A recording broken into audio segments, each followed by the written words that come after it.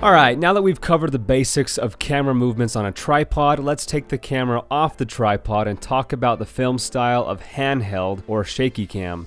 The art of handheld cinematography is often found in high-intensity, high-action movies. A popular example of using this film style would be in the Bourne series. In this clip from the Bourne Identity, the rapid-fire editing and handheld close-up shots create a frantic, chaotic, and exciting feel, almost as if you are the one taking part in the action. The Hunger Games is another good example where handheld is used during the most frantic, dramatic parts of the movie, helping the viewer feel the intensity of the moment. Now, let me show you what I mean by this. I'm going to shoot the same pretend fight scene in different film styles, so you can see the impact your film style has on the intensity of the scene. So first, let's shoot the scene static from a tripod.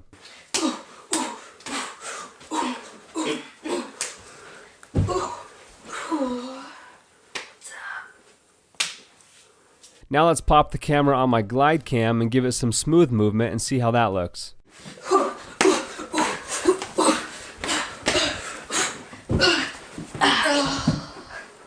Already the scene is looking a lot more cinematic by adding that smooth 360 movement around the fight scene. And though smooth glide cam shooting is my favorite film style, for this type of scene I think I can add more intensity by taking it off my glide cam and shooting it handheld. Now, when shooting handheld, there's different levels of shakiness you can have in your movements depending on what rig you're using. If you want it to be extra shaky, then don't use any rigs at all and just put your hands directly on the camera. But if you want a less intense shake but still want some, then I'd recommend getting a rig to help steady your handheld movements. A cheap one that I like to use is the Cowboy Studio shoulder rig that you can get off of Amazon for only $26. And a lot of times I'll even use my glide cam as a handheld device by holding on to the shaft instead of using the gimbal.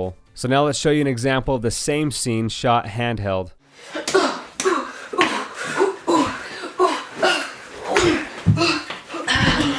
Now you'll notice how I mimic the action of my subject. When they punch, I jolt the camera in that direction. When she does a front flip, I mimic the circular motion of the flip with my camera to help the viewer feel like they are the ones being punched and flipped in the air. In my opinion, handheld is almost always the best film style for adding intensity to a scene. Now, using the handheld film style, I'm now going to add more camera angles, add some color correction, using a wider aspect ratio by putting black bars on top and bottom, and then of course add some intense music and watch how the scene comes to life.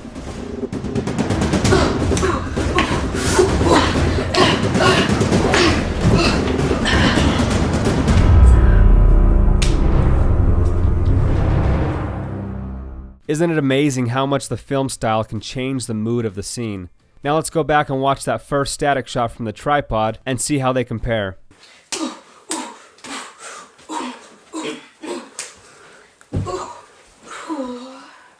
It almost feels like we're trying to make the scene look boring and lame by choosing to shoot it this way. And you'll notice that I used the static tripod shot at the end of my handheld scene because once the action was over and the fight was won, I cut back to the static shot to help the viewer know that the action is over and they can now relax. So it just depends on the emotion you want to convey. Do you want the fight scene to seem slow and relaxed on purpose? Then use a tripod. Do you want it to feel epic and cinematic? Then probably use a smooth glide cam shot. But if you want it to feel intense and frantic, then handheld is probably your best choice. So that's it for handheld camera movements. If you want to create an intense, vulnerable feel to your films, then this is a good film style to think about using. If you guys have any further questions about the handheld film style, please let me know.